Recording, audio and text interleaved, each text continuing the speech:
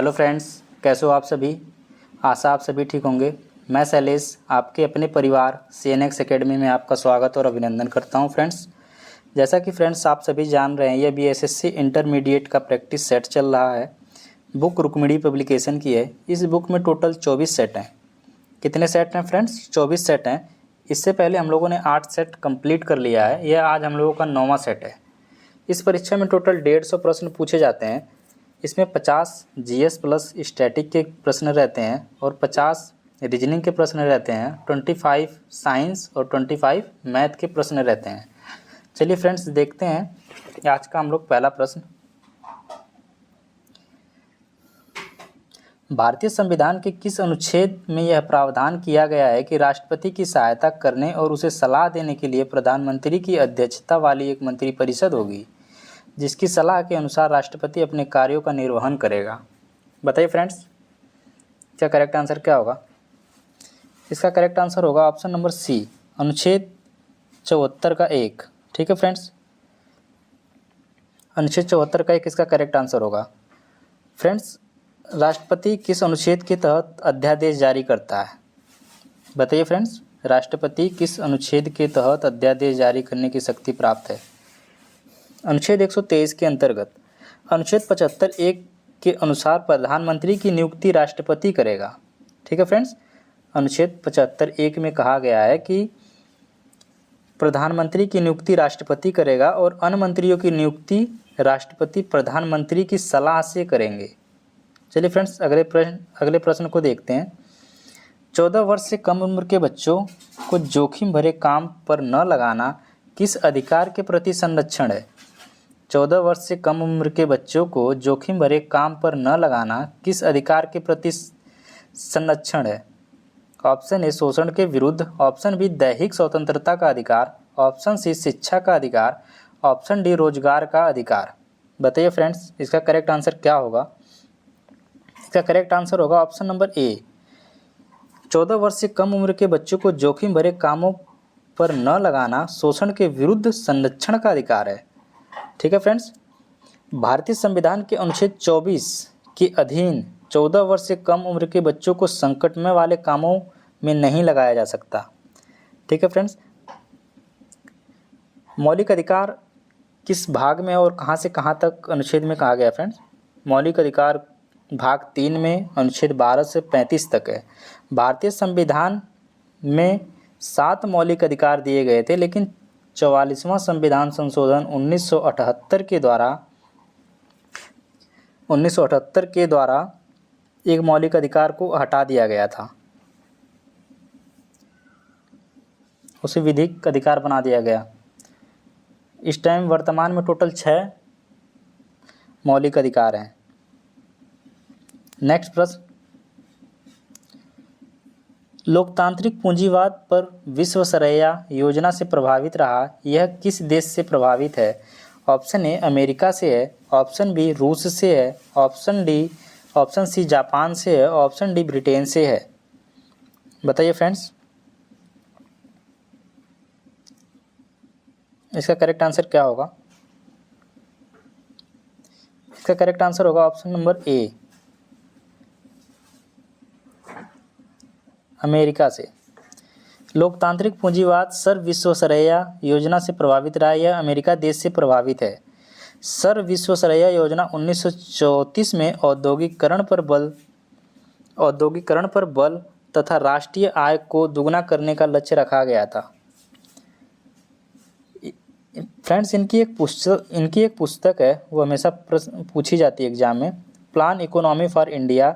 यह सर विश्वेश्वरैया की पुस्तक है। नेक्स्ट, पंचायती राज की अन्य संस्थाओं की तरह ग्राम पंचायत के लिए भी अनुदान का प्रावधान कौन संस्था करता है? ऑप्शन ए केंद्रीय वित्त आयोग, ऑप्शन बी राज्य वित्त आयोग, ऑप्शन सी केंद्र सरकार, ऑप्शन डी राज्य सरकार। बताइए फ्रेंड्स, पंचायती राज की अन्य संस्थाओं की तरह है ग्राम पंचायत के लिए भी अनुदान का प्रावधान कौन सी संस्था करती है? फ्रेंड्स, इसका करेक्ट आंसर क्या होगा? इसका करेक्ट आंसर होगा ऑप्शन नंबर बी,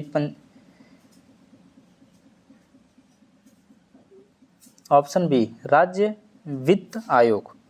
क्या है फ्रेंड्स? राज्य वित्त आयोग। राज्य वित्त आयोग का गठन संविधान के अनुच्छेद 243 एक और अनुच्छेद 243 वाई के द्वारा किया जाता है। राज्य वित्त आयोग की नियुक्ति 5 वर्षों पर राज्यपाल द्वारा की जाती है फ्रेंड। संविधान के अनुच्छेद 280 के तहत भारत के राष्ट्रपति 5 सालों पर एक वित्त आयोग का गठन करते हैं। नेक्स्ट, किस पंचवर्षीय योजना के दौरान आपातकाल लगाया गया था, नए चुनाव हुए थे और जनता पार्टी चुनी गई थी?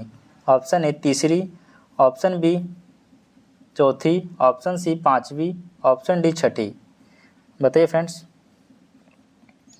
इसका करेक्ट आंसर होगा ऑप्शन नंबर सी, 5वीं पंचवर्षीय योजना के दौरान आपातकाल लगाया गया था, नए चुनाव हुए थे और जनता पार्टी की सरकार चुनी गई थी।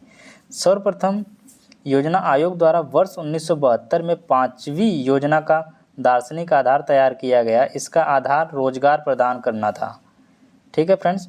बाद में सी सुब्रमण्यम के स्थान पर डीपी धर को योजना मंत्री बनाया गया, जिसके नेतृत्व में नए सिरे से इस योजना का दृष्टिकोण पत्र तैयार किया गया था। इसका आधार उत्पादन प्रदान कर दिया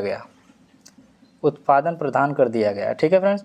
इस योजना अवधि में देश में आपातकाल 25 जून 1975 से 22 मार्च 1977 तक लागू किया गया। इसी टाइम फ्रेंड्स गैर कांग्रेसी सरकार बनी थी, इंदिरा गांधी की सरकार हट गई थी। नेक्स्ट, किस महिला को भारतीय क्रांतिकारी की माता कहा जाता है? Option A madam Bhikaji Cama, option B Sarojini Naidu, option C Kasturba Gandhi, option D Maharani Laxmibai. बताइए फ्रेंड्स। इसका करेक्ट आंसर होगा option number A madam Bhikaji Cama. Madam Bhikaji Cama को भारतीय क्रांतिकारी की माता कहा जाता है। मैडम कामा प्रथम भारतीय हैं जिन्हें विदेश में तिरंगा ध्वज स्टुटगार्ट में फहराएं 1907 में। कब फहराएं फ्रेंड? 1907 में। अरुणा आसफ अली की स्वतंत्रता आंदोलन की वयोवृद्ध महिला के रूप में विख्यात थी। अरुणा आसफ अली की स्वतंत्रता आंदोलन की वयोवृद्ध महिला के रूप में विख्यात थी। 31 दिसंबर 1929 को रावी नदी के तट पर लाहौर में पंडित जवाहरलाल नेहरू ने तिरंगा झंडा फहराया था। 26 जनवरी 1930 को स्वतंत्रता दिवस सर्वप्रथम संपूर्ण देश में मनाया गया। इसी कारण से भारत का संविधान पूर्ण रूप से 26 जनवरी 1950 को लागू किया गया। नेक्स्ट, राज्यसभा के सभापति होते हैं। नहीं फ्रेंड्स, ये राज्यसभा के सभापति होते हैं। ऑप्शन ए राष्ट्रपति, ऑप्शन बी उपराष्ट्रपति, ऑप्शन सी प्रधानमंत्री, ऑप्शन डी लोकसभा अध्यक्ष। बताइए फ्रेंड्स, इसका करेक्ट आंसर क्या होगा?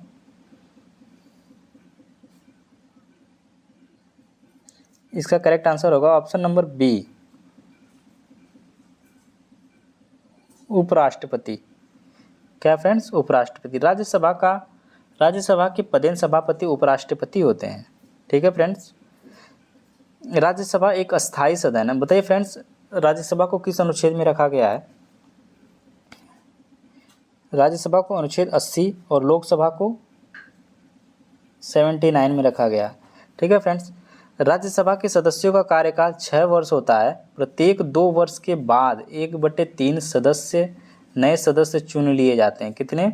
2 वर्ष बाद 1/3 नए सदस्य चुन लिए जाते हैं। राज्यसभा राज्य का प्रतिनिधि सभा है। वर्तमान समय में राज्यसभा में 233 सदस्य का चुनाव राज्य केंद्र शासित प्रदेशों के विधानसभाओं के सदस्यों द्वारा की जाती है। राज्य तथा संघ राज्य क्षेत्र द्वारा 238 सदस्यों को राज्यसभा के लिए अधिकतम चुना जाता है, 238। ठीक है फ्रेंड। राज्यसभा में सबसे अधिक सदस्य उत्तर प्रदेश से चुने जाते हैं, जिनकी संख्या है 31। बिहार से राज्यसभा में चुने जाते हैं सदस्य 16। ठीक है फ्रेंड्स। नेक्स्ट, भारत में मानव अधिकार सुरक्षा अधिनियम कब पारित हुआ? ऑप्शन ए 1981 में, ऑप्शन बी 1991 में, ऑप्शन सी 1993 में, ऑप्शन डी 1995 में। बताइए फ्रेंड्स, इसका करेक्ट आंसर क्या होगा? प्रश्न संख्या 8। भारत में मानव अधिकार सुरक्षा अधिनियम 1993 में पारित किया गया। 1993 में पारित किया गया राष्ट्रीय मानवाधिकार आयोग की स्थापना 12 अक्टूबर 1993 में की गई। रोजगार आश्वासन योजना 1993 में प्रारंभ किया गया। फ्रेंड्स बताइए, मानवाधिकार दिवस कब मनाया जाता है? मानवाधिकार दिवस कब मनाया जाता है, इसका बताइएगा आप लोग। नेक्स्ट, आर्थिक दृष्टि से एक पिछड़े देश की विशेषता नहीं है। ऑप्शन ए प्रति व्यक्ति निम्न आय, ऑप्शन बी उच्च मृत्यु दर, ऑप्शन सी उच्च निरक्षरता, ऑप्शन डी प्राथमिक क्षेत्र में निम्न श्रम अनुपात। ठीक है फ्रेंड्स, ऑप्शन ए प्रति व्यक्ति निम्न आय, ऑप्शन बी उच्च मृत्यु दर, ऑप्शन सी उच्च निरक्षरता, ऑप्शन डी प्राथमिक क्षेत्र में निम्न श्रम अनुपात। बताइए फ्रेंड्स, इसका करेक्ट आंसर क्या होगा? इसका करेक्ट आंसर होगा ऑप्शन नंबर डी, प्राथमिक क्षेत्र में निम्न श्रम अनुपात। नेक्स्ट, बांग्लादेश की आधिकारिक भाषा क्या है? ऑप्शन ए हिंदी है, ऑप्शन बी जोड़खा है, ऑप्शन सी अंग्रेजी है, ऑप्शन डी बांग्ला है। बांग्लादेश की आधिकारिक भाषा क्या है? बताइए फ्रेंड्स। बांग्लादेश की आधिकारिक भाषा बांग्ला है। ठीक है फ्रेंड्स, बांग्लादेश की राजधानी क्या है? बांग्लादेश की राजधानी ढाका। बांग्लादेश भारत के साथ सर्वाधिक लंबी 4096 किलोमीटर सीमा साझा करने वाला देश है। ठीक है फ्रेंड्स, बांग्लादेश में ब्रह्मपुत्र नदी को जमुना कहा जाता है तथा गंगा नदी मिलने के बाद संयुक्त धारा पद्मा कही जाती है। फ्रेंड्स, ब्रह्मपुत्र नदी कहाँ से निकलती है? ब्रह्मपुत्र नदी तिब्बत के मानसरोवर झील से निकलती है। ठीक है फ्रेंड्स, बांग्लादेश का राष्ट्रीय प्रतीक क्या है? बांग्लादेश का राष्ट्रीय प्रतीक क्या है? राष्ट्रीय फूल वाटर लिली है। वर्ष 1971 में इसे अपनाया गया। बांग्लादेश का राष्ट्रीय प्रतीक राष्ट्रीय फूल वाटर लिली है, वर्ष 1971 में अपनाया गया। चलिए देखते हैं नेक्स्ट प्रश्न को। पंचायत समिति के सदस्य हैं। ऑप्शन ए खंड विकास अधिकारी द्वारा मनोनीत किए जाते हैं, ऑप्शन बी जिला पंचायत अध्यक्ष द्वारा मनोनीत किए जाते हैं, ऑप्शन सी प्रत्यक्ष रूप से जनता द्वारा निर्वाचित किए जाते हैं, ऑप्शन डी ग्राम पंचायत के सदस्यों द्वारा प्रत्यक्ष रूप से निर्वाचित किए जाते हैं। 11 का बताइए फ्रेंड। पंचायत समिति के सदस्य के रूप में पंचायत समिति के सदस्य प्रत्यक्ष रूप से जनता द्वारा निर्वाचित किए जाते हैं। किसके द्वारा फ्रेंड्स? जनता के द्वारा निर्वाचित किए जाते हैं। भारत में पंचायती राज के 3 स्तर हैं। किसने दिया फ्रेंड्स? ये बलवंत राय मेहता समिति ने दिया है, 1957 में गठित हुई थी। ठीक है फ्रेंड, उन्होंने बताया था कि ग्राम स्तर पर ग्राम पंचायत होनी चाहिए, प्रखंड स्तर पर पंचायत समिति होनी चाहिए, जिला स्तर पर जिला परिषद होनी चाहिए। पंचायत समिति क्या फ्रेंड्स? पंचायत समिति एक मध्यवर्ती स्तर की पंचायत है। 73वें संविधान संशोधन अधिनियम 1992 के तहत इसका गठन किया गया। ठीक है फ्रेंड्स, 73वें संविधान संशोधन अधिनियम 1992 के तहत इसका गठन पंचायत समिति का उस राज्य में नहीं किया जाएगा जिसकी जनसंख्या 20 लाख से कम है। पंचायत समिति बड़ी जनसंख्या वाले राज्यों में ग्राम पंचायत एवं जिला परिषद के बीच की एक कड़ी के रूप में किया जाता है। जिला परिषद के लिए पंचायत समिति ग्राम पंचायत का पक्ष प्रस्तुत करने वाली संस्था है। जिला परिषद के लिए पंचायत समिति ग्राम पंचायत का पक्ष प्रस्तुत करने वाली संस्था, मतलब बीच की कड़ी है। बिहार पंचायत राज अधिनियम 2006 के तहत प्रत्येक प्रखंड के लिए एक पंचायत समिति का प्रावधान किया गया। इसकी अवधि इसकी कार्यावधि प्रथम बैठक से 5 साल तक निर्धारित की जाती है। फ्रेंड्स उसमें बताइए कि महिलाओं के लिए बिहार में आरक्षण कितना % है। महिलाओं का आरक्षण बिहार में कितना % है फ्रेंड्स? 50% है, बाकी अदर स्टेट में ऐसा नहीं है। नेक्स्ट है, भारत में प्याज उत्पादन में मुख्य राज्य कौन सा है? Option A Maharashtra, option B Tamil Nadu, option C Orissa, option D Paschim Bengal. Bharat में प्याज उत्पादन में मुख्य राज्य कौन सा है? बताइए इसका करेक्ट आंसर क्या होगा।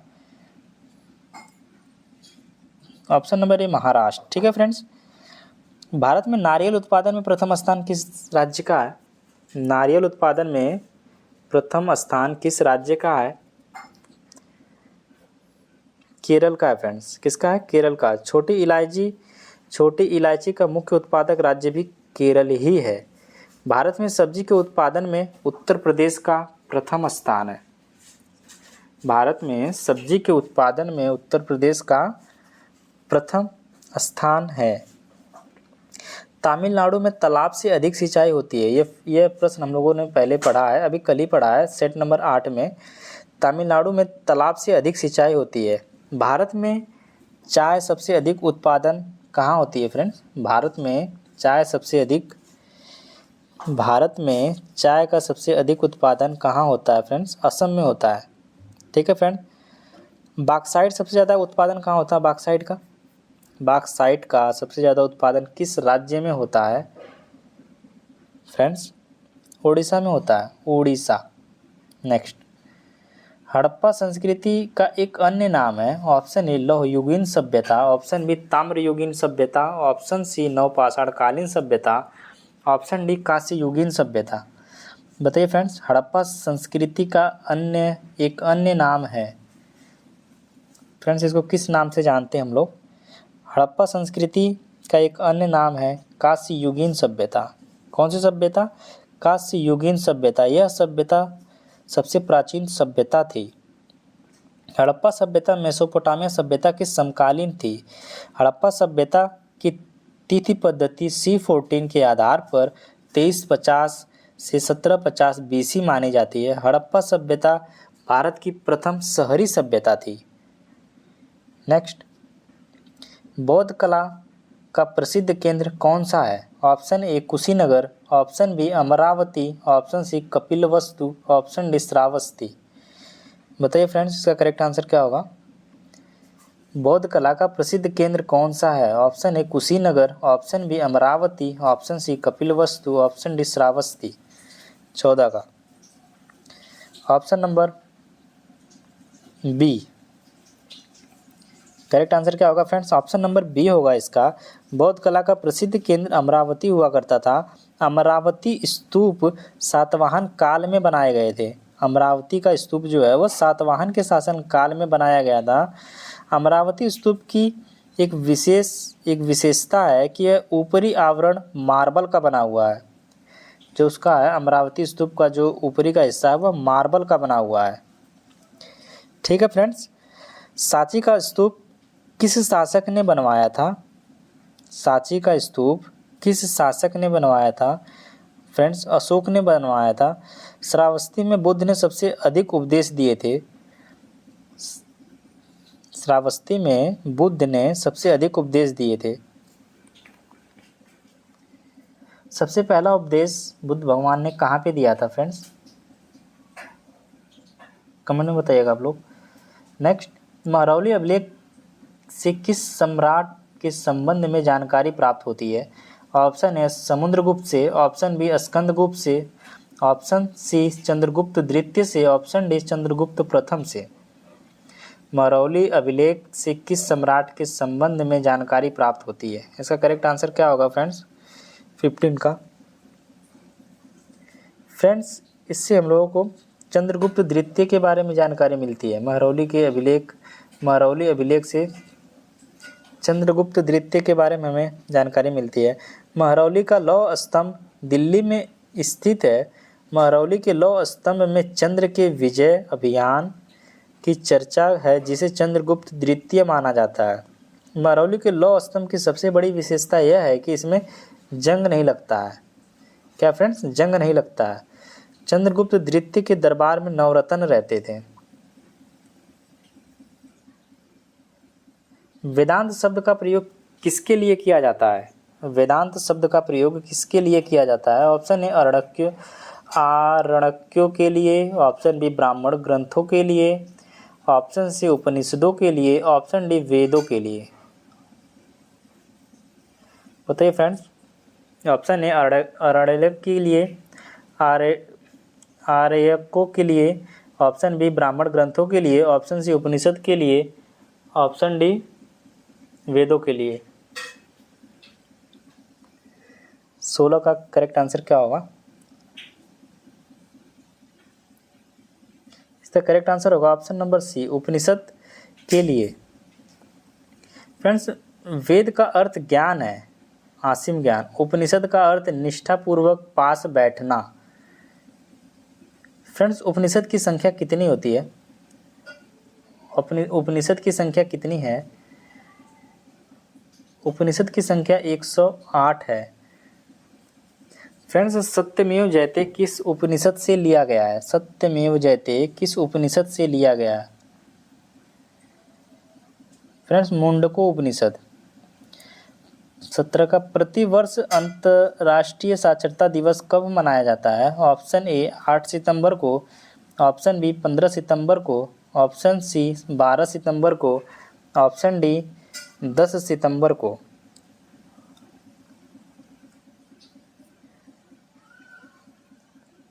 इनका करेक्ट आंसर होगा ऑप्शन नंबर ए 8 सितंबर को। नेक्स्ट है, निम्नलिखित में कौन सा कथन सही है? ऑप्शन ए कॉफ़ी की अपेक्षा चाय अधिक ऊंचाई पर उगाई जाती है, ऑप्शन बी कॉफ़ी बहुत, चाय कम ऊंचाई पर उगाई जाती है, ऑप्शन सी ऊंचाई महत्वपूर्ण नहीं है कॉफ़ी के लिए कि छाया का फैक्टर महत्वपूर्ण है, ऑप्शन डी सभी कथन असत्य हैं। बताइए फ्रेंड्स।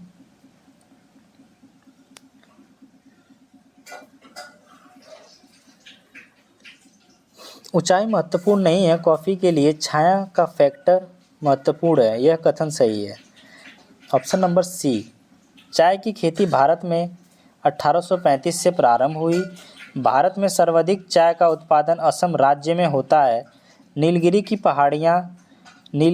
पहाड़ियाँ पर भी चाय और कॉफ़ी खेती की जाती है। कॉफ़ी एक पेय पदार्थ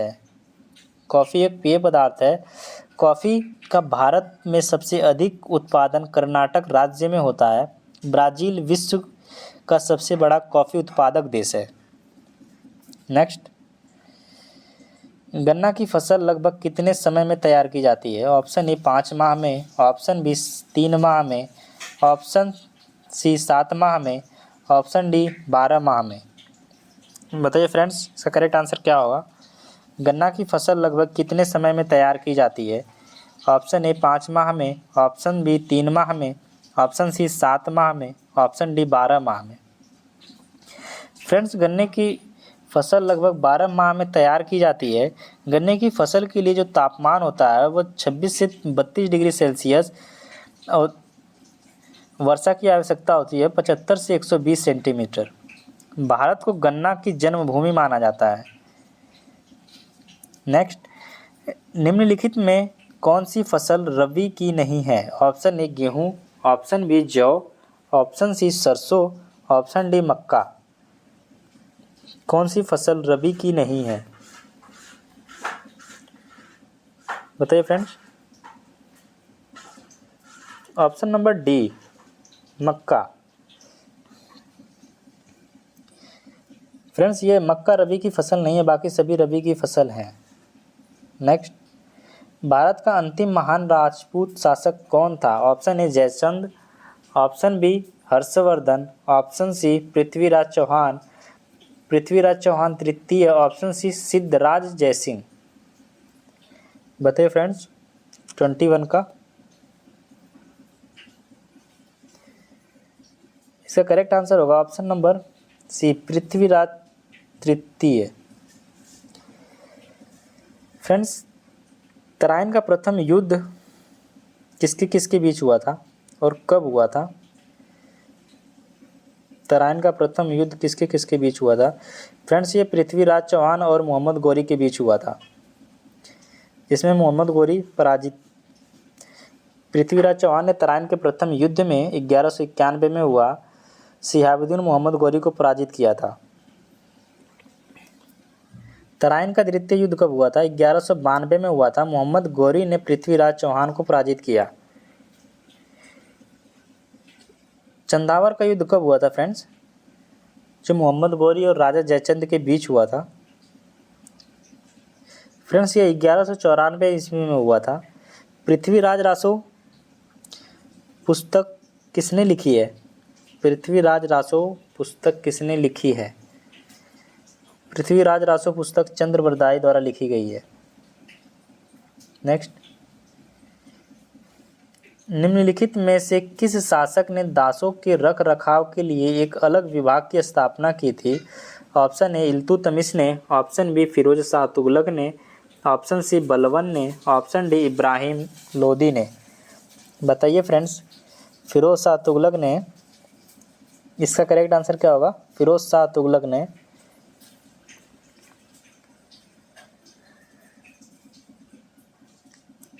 नेक्स्ट, सहायक संधि को निम्नलिखित में से किस राज्य ने स्वीकार नहीं किया था? ऑप्शन ए मैसूर ने, ऑप्शन बी अवध के नवाब, ऑप्शन बी निजाम हैदराबाद, ऑप्शन डी पेशवा। बताइए फ्रेंड्स, इसका करेक्ट आंसर क्या होगा? 23 का करेक्ट आंसर क्या होगा? ऑप्शन नंबर ए मैसूर ने।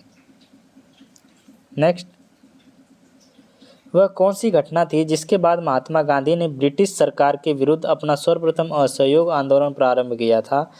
ऑप्शन ए साइमन कमीशन का आगमन, option B Rowlatt act, option C Cripps mission का आगमन, ऑप्शन डी चौरी चौरा हत्याकांड।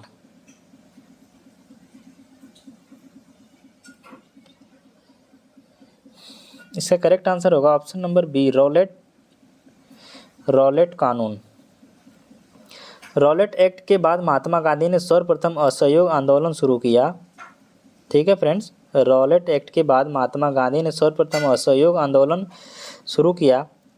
भारत में गांधी जी का प्रथम आंदोलन किसानों को लेकर चंपारण में किया गया था।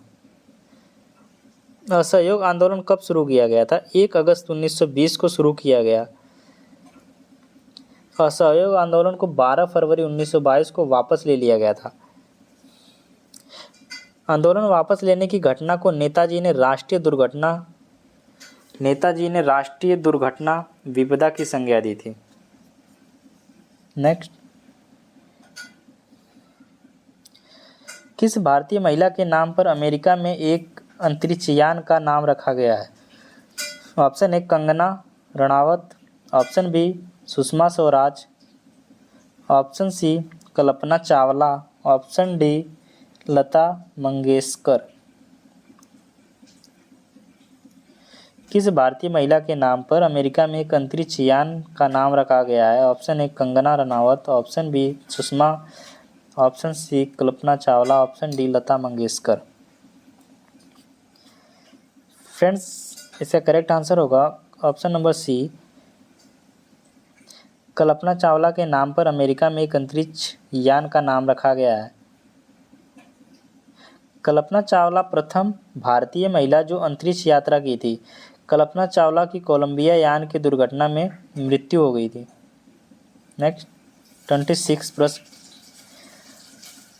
डॉट को चंद्रयान 3 की सफल लैंडिंग के साथ भारत चंद्रमा पर सॉफ्ट लैंडिंग कराने वाला चौथा देश बन गया। ऑप्शन ए 14 जुलाई 2023 को, ऑप्शन बी 22 जुलाई 2023 को, ऑप्शन सी 23 अगस्त 2023 को, ऑप्शन डी 14 अगस्त 2023 को। डॉट को चंद्रयान 3 की सफल लैंडिंग के साथ भारत चंद्रमा पर सॉफ्ट लैंडिंग कराने वाला चौथा देश बन गया। इसका करेक्ट आंसर क्या होगा? इसका करेक्ट आंसर होगा ऑप्शन नंबर सी 23 अगस्त 2023 को। नेक्स्ट, 24 जुलाई 2023 को राष्ट्रपति द्रौपदी मुर्मू द्वारा लाइफ टाइम अचीवमेंट के लिए राष्ट्रीय भूविज्ञान पुरस्कार 2022 किसे प्रदान किया गया? Option A doctor Om Narayan Bhargava, option B professor Jayant Vishnu Narlikar, option C Joyita Gupta, option D doctor M.N. Nand Kumar. बताइए फ्रेंड्स। 27 का डॉक्टर ओम नारायण भार्गव। नेक्स्ट, भारत सरकार ने किस वर्ष तक देश से कालाजार को खत्म करने का लक्ष्य निर्धारित किया है? ऑप्शन ए 2025 तक, ऑप्शन बी 2030 तक, ऑप्शन सी 2023 तक, ऑप्शन डी 2047 तक। कालाजार को खत्म करने का लक्ष्य रखा गया है भारत सरकार के द्वारा। बताइए फ्रेंड्स, 28 का करेक्ट आंसर क्या होगा? इसका करेक्ट आंसर होगा फ्रेंड्स 2023 तक। भारत सरकार ने किस वर्ष तक देश से कालाजार को खत्म करने के लिए लक्ष्य रखा था? 2023 तक।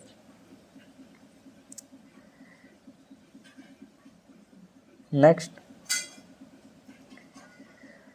थॉमस कप किस खेल से संबंधित है? ऑप्शन ए हॉकी से है, ऑप्शन बी फुटबॉल से है, ऑप्शन सी बैडमिंटन से है, ऑप्शन डी बास्केटबॉल से है। Thomas cup.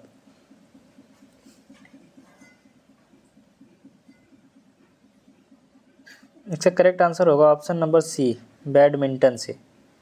Thomas cup badminton से संबंधित है। फ्रेंड्स, नारग कप, चड्ढा कप, अमृत दीवान कप आदि भी बैडमिंटन से ही संबंधित हैं।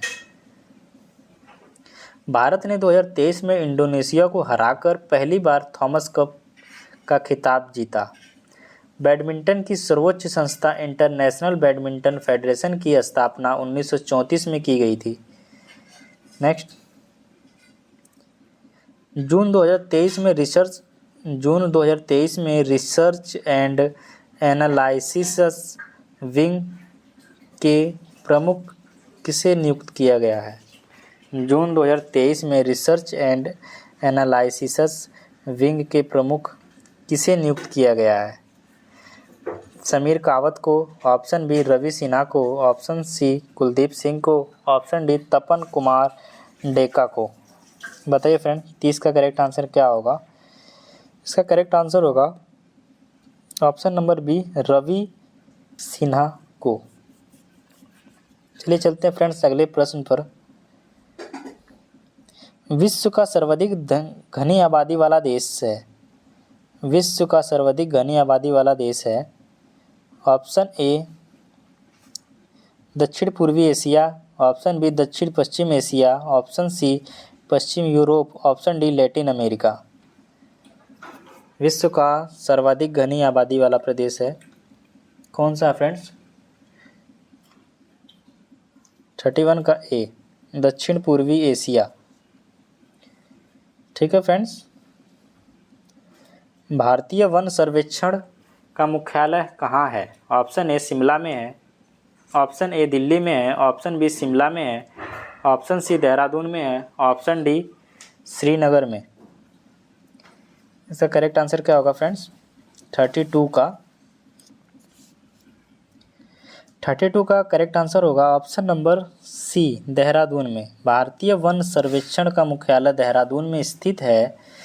भारतीय आलू अनुसंधान कहाँ पर है फ्रेंड्स? शिमला में स्थित है। केंद्रीय चावल अनुसंधान केंद्र कहाँ पे है? कटक में अवस्थित है। तंबाकू अनुसंधान संस्थान कहाँ है? राजमुंद्री में। कहाँ है फ्रेंड्स? राजमुंद्री में तंबाकू अनुसंधान संस्थान है। चावल अनुसंधान संस्थान कटक में है।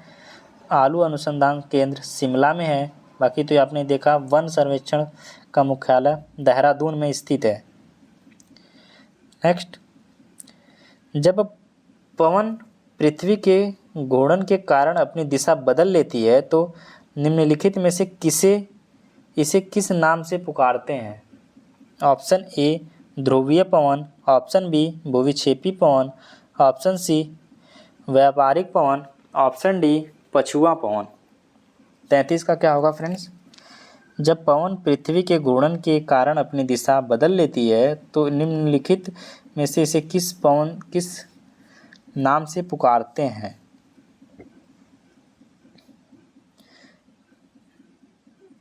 फ्रेंड्स का करेक्ट आंसर होगा भू विक्षेपी पवन, ऑप्शन नंबर बी। फ्रेंड्स जो ये व्यापारिक पवन है, यह व्यापारिक पवन एक अस्थायी पवन होती है। वायु की गतिशील अवस्था को पवन कहते हैं, वायु की गतिशील अवस्था को ही पवन कहते हैं। व्यापारिक पवन एक अस्थायी पवन होती है। नेक्स्ट, भूमध्य रेखा पर 1 डिग्री अक्षांश की दूरी होती है। Option A 122 kilometre, option B 104 kilometre, option C 111 kilometre, option D 120 kilometre. भूमध्य रेखा पर 1 डिग्री अक्षांश की दूरी होती है। बताइए फ्रेंड्स, इसका करेक्ट आंसर क्या होगा? 34 का करेक्ट आंसर क्या होगा? इसका करेक्ट आंसर होगा ऑप्शन नंबर सी 111 किलोमीटर। ठीक है फ्रेंड्स, कितना? 111 किलोमीटर। चलिए चलते हैं अगले प्रश्न पर। प्लानिंग एंड द पुअर पुस्तक के लेखक कौन है? प्लानिंग एंड द पुअर पुस्तक के लेखक कौन है? Option A Gunnar Myrdal, option B Amartya Sen, option C B.S. Minhas, option D David Ricardo. Planning and the poor पुस्तक के लेखक कौन है? Gunnar Myrdal, option B Amartya Sen, option C B.S. Minhas, option D David Ricardo. बताइए फ्रेंड, इस पुस्तक के लेखक हैं B.S. Minhas. The path to power पुस्तक मार्गरेट थ्रेचर लिखी है। ठीक है फ्रेंड, एशियन ड्रामा भी गुन्नार मिडल ने लिखी है। एशियन ड्रामा पुस्तक किसने लिखी है? गुन्नार मिडल ने लिखी है। नेक्स्ट, विश्व बैंक, जिसे अंतर्राष्ट्रीय पुनः निर्माण तथा विकास बैंक भी कहते हैं, इसका मुख्यालय कहाँ है? ऑप्शन ए न्यूयॉर्क में है, ऑप्शन बी पेरिस में, ऑप्शन सी जेनेवा में, ऑप्शन डी वाशिंगटन डीसी में। विश्व बैंक जिसे अंतर्राष्ट्रीय पुनः निर्माण तथा विकास बैंक भी कहते हैं, इसका मुख्यालय कहाँ है? विश्व बैंक का मुख्यालय कहाँ है? फ्रेंड्स, इसका करेक्ट आंसर होगा option number D Washington DC. 37, 24 अगस्त 2023 को शतरंज विश्व कप के फाइनल में भारत रमेश बाबू प्रज्ञानंद को किस देश के खिलाड़ी द्वारा पराजित कर दिया गया? ऑप्शन ए नॉर्वे के द्वारा, option B Portugal, option C Spain, option D Ireland. बताइए फ्रेंड्स, इसका करेक्ट आंसर क्या होगा? 37 का इसका करेक्ट आंसर होगा ऑप्शन नंबर ए। 24 अगस्त 2023 को शतरंज विश्व कप के फाइनल मैच में भारत ने रमेश बाबू प्रज्ञानंद को नॉर्वे के मैग्नस कार्लसन द्वारा पराजित कर दिया गया। ठीक है फ्रेंड्स, नेक्स्ट, 11-12 जनवरी 2023 के बीच विधानसभा की अध्यक्षों का अखिल भारतीय सम्मेलन का आयोजन किस शहर में हुआ था? ऑप्शन ए जयपुर में हुआ था, ऑप्शन बी दिल्ली में हुआ था, option D C Nagpur, option D Gandhinagar. बताइए फ्रेंड, क्या करेक्ट आंसर क्या होगा?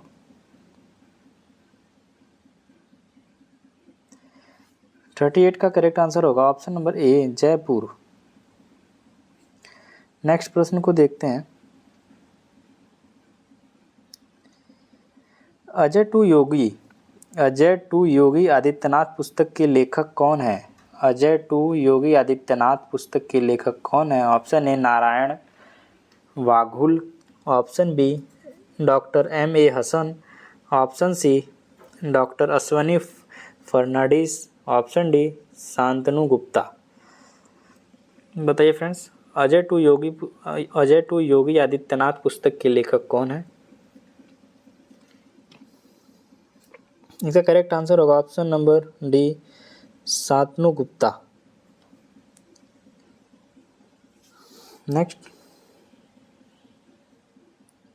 शतरंज में पहली भारतीय महिला ग्रैंड मास्टर कौन है?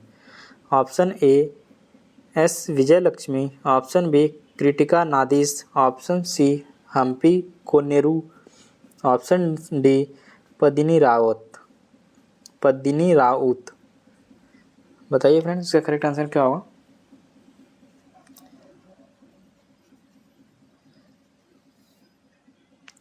इसका करेक्ट आंसर होगा option number A S Vijayalakshmi. Next, सूफी संप्रदाय का उद्भव हुआ था। ऑप्शन ए हिंदुत्व से, ऑप्शन बी सिखों से, ऑप्शन सी इस्लाम से, ऑप्शन डी बौद्ध से। सूफी संप्रदाय का उद्भव हुआ था। 41 का करेक्ट आंसर क्या होगा?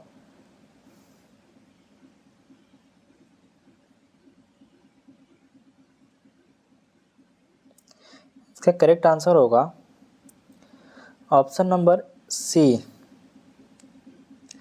सूफी संप्रदाय का उद्भव इस्लाम से हुआ है। सूफी आंदोलन इस्लाम का उदारवादी आंदोलन है। ठीक है फ्रेंड्स, मोइनुद्दीन चिश्ती ने अजमेर को केंद्र बनाकर अपना संप्रदाय शुरू किया था। चिश्ती संप्रदाय भारत का सबसे प्राचीन व सबसे लोकप्रिय सूफी आंदोलन है। हिंदू की भक्ति आंदोलन सूफी आंदोलन की तरह ही थी। दोनों संप्रदाय हिंदू मुस्लिम के बीच एकता स्थापित करना चाहते थे। आर्थिक दृष्टिकोण से एक पिछड़े देश की विशेषता है। ऑप्शन ए प्रति व्यक्ति निम्न आय, ऑप्शन बी निम्न मृत्यु दर, ऑप्शन सी उच्च निरक्षरता, ऑप्शन डी उपयुक्त सभी।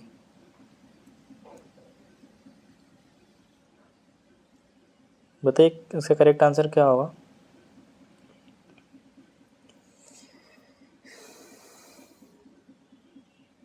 इसका करेक्ट आंसर होगा उपयुक्त सभी। प्रति व्यक्ति निम्न आय, निम्न मृत्यु दर, उच्च निरक्षरता। वांसदा राष्ट्रीय उद्यान में है। वांसदा राष्ट्रीय उद्यान में है और कहाँ पे है? असम में है, गुजरात में है, पंजाब में है, उत्तराखंड में है। 43 का करेक्ट आंसर क्या होगा? इसका करेक्ट आंसर होगा वांसदा राष्ट्रीय उद्यान गुजरात में है। फ्रेंड्स, जो है गिर नेशनल पार्क कहाँ पर स्थित है? गिर गुजरात में है। Dudhwa national park, friends Dudhwa national park कहाँ पे है? उत्तर प्रदेश में। भद्रा वन अभ्यारण्य कर्नाटक में। सोमेश्वर वन अभ्यारण्य कर्नाटक में। बोरीवली वन अभ्यारण्य महाराष्ट्र में। अबोहर वन अभ्यारण्य पंजाब में। किस देश का झंडा दोहरे त्रिभुज के रूप में है? ऑप्शन ए बांग्लादेश का, ऑप्शन बी नेपाल का, ऑप्शन सी भूटान का, ऑप्शन डी क्यूबा का। किस देश का झंडा दोहरे त्रिभुज के रूप में है? बताइए 42 का।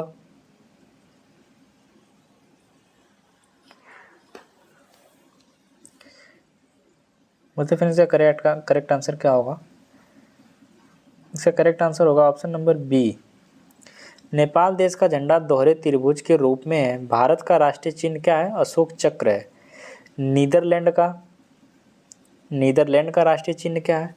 शेर है। तुर्की का राष्ट्रीय चिन्ह क्या है? चांद तारा है। कनाडा का राष्ट्रीय चिन्ह क्या है? मैपल लीफ है। स्पेन का राष्ट्रीय चिन्ह ईगल है। स्पेन का राष्ट्रीय चिन्ह ईगल है। ईगल। अष्टछाप की स्थापना किसके द्वारा की गई है? ऑप्शन ए आचार्य विठल नाथ के द्वारा, ऑप्शन बी गुरु नानक के द्वारा, ऑप्शन सी सूरदास के द्वारा, ऑप्शन डी कृष्णदास के द्वारा। अष्टछाप की स्थापना आचार्य विट्ठल नाथ के द्वारा की गई है। किसके द्वारा? आचार्य विट्ठल नाथ के द्वारा की गई है। वल्लभाचार्य ने शुद्ध द्वैतवाद का विचार दिया। रुद्र संप्रदाय के संस्थापक कौन है? रुद्र संप्रदाय के संस्थापक कौन है? वल्लभाचार्य। नेक्स्ट, बिहार में उड़ीसा और झारखंड कब अलग हुआ? बिहार से उड़ीसा और झारखंड कब अलग हुआ? ऑप्शन ए 1911 ईस्वी 2000 ईस्वी में, ऑप्शन बी 1912 2007 ईस्वी में, ऑप्शन सी 1936 2000 ईस्वी में, ऑप्शन डी 1936 2001 में। बताइए फ्रेंड्स, इसका करेक्ट आंसर क्या होगा? इसका करेक्ट आंसर होगा ऑप्शन नंबर सी। बिहार से उड़ीसा और झारखंड अलग क्रमशः 1936 ईस्वी और 2000 ईस्वी में हुआ। बिहार को बंगाल से अलग करने की घोषणा 1911 ईस्वी में हुई थी। बंगाल से बिहार विधिवत 1912 ईस्वी में अलग हुआ। 1 अप्रैल 1936 ईस्वी को बिहार से उड़ीसा को अलग हुआ। 1 अप्रैल 1936 ईस्वी को बिहार से उड़ीसा अलग हुआ। 1956 में बिहार का कुछ भाग पश्चिम बंगाल को दिया गया। 15 नवंबर 2000 ईस्वी को बिहार से झारखंड अलग हुआ। नेक्स्ट, बिहार में 1857 ईस्वी के क्रांति के नेता बाबू कुंवर सिंह का देहांत कब हुआ था? 10 अप्रैल 1858, 17 जून 1858, 26 अप्रैल 1858, 20 जून 1858। इसका करेक्ट आंसर होगा ऑप्शन नंबर 47 है ना फ्रेंड्स? 47 का करेक्ट आंसर होगा ऑप्शन नंबर सी 26 अप्रैल 1858। 26 अप्रैल 1858 को बिहार में 1857 की क्रांति के नेता बाबू कुंवर सिंह का देहांत हो गया। बाबू कुंवर सिंह बिहार के जगदीशपुर के जमींदार थे। बिहार के जगदीशपुर के जमींदार थे बाबू कुंवर सिंह। बाबू कुंवर सिंह परमार वंश से संबंधित थे। नेक्स्ट,